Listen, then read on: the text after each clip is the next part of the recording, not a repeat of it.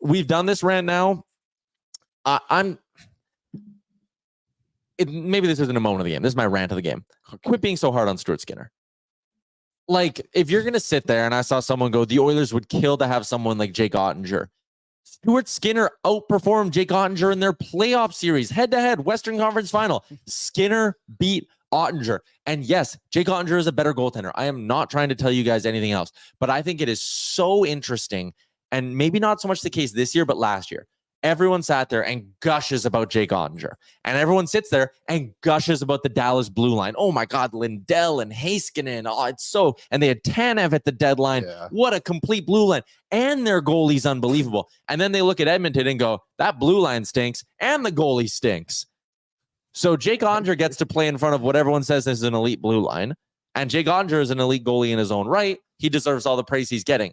But Stuart Skinner is expected to be Jake Ottinger or be better than Jake Ottinger when everyone will also very easily sit there and go, the blue line he has to look at for 60 minutes a night is substantially worse than Dallas's. And then when Stuart Skinner doesn't make every big save, it's like, this guy stinks. Why can't he beat Jake Ottinger? But then when they went head to head, he beat Jake Ottinger. You're preaching to the choir, brother. I am pro Skinner. Speaking all the way. facts on facts.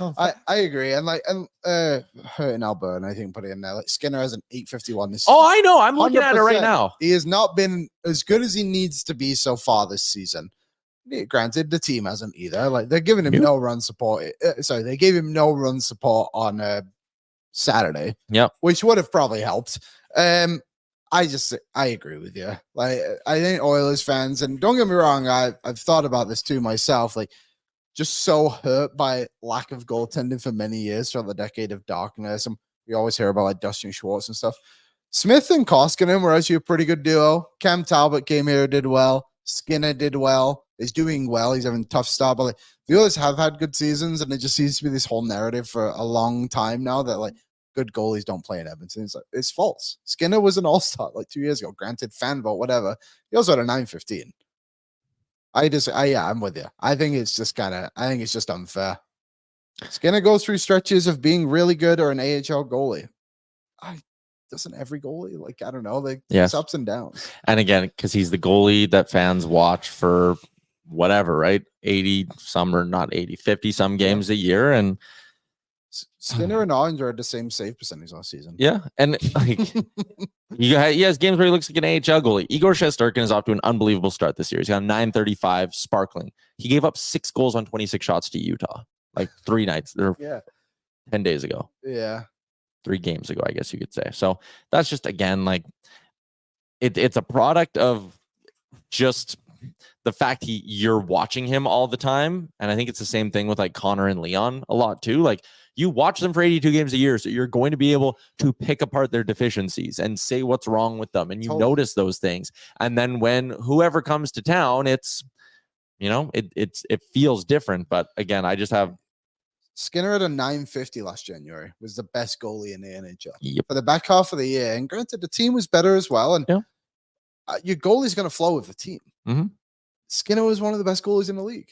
He was really good. He was really good in the playoffs. And I 100% know that we're going to look at certain games.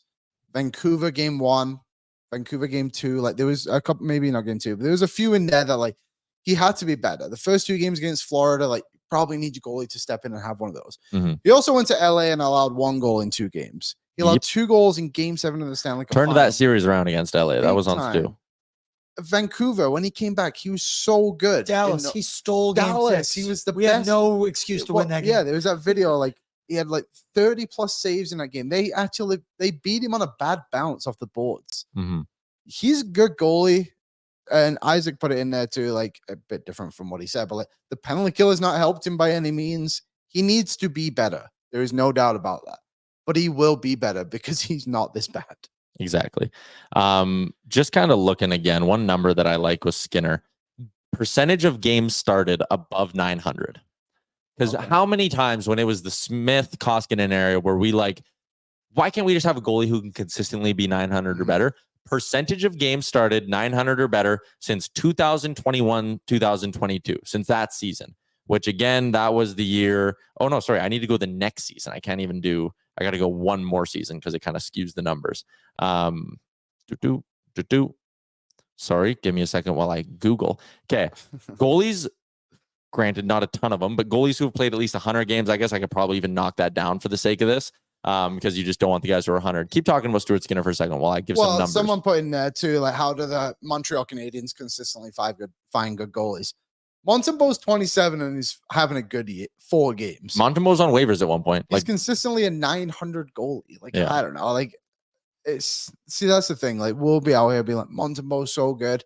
Starter for Team Canada at the Four Nations Cup. But Skinner has like 4 bad games. Like, how can this guy even be in the NHL? Like, it's just so inconsistent with the conversation. Enough Dustin Schwartz comments. Enough. Holy Enough. moly. It's crazy to think that. Like, last season too, like, even Calvin Pickard, like, coming into the year, like, why do you not have belief in these guys? I do not understand it. Since he became starter, Stu in 2022-23, he has given the Oilers 63 games started, not games played, games started with a 900 or better save percentage that ranks 11th in the NHL. That ain't bad.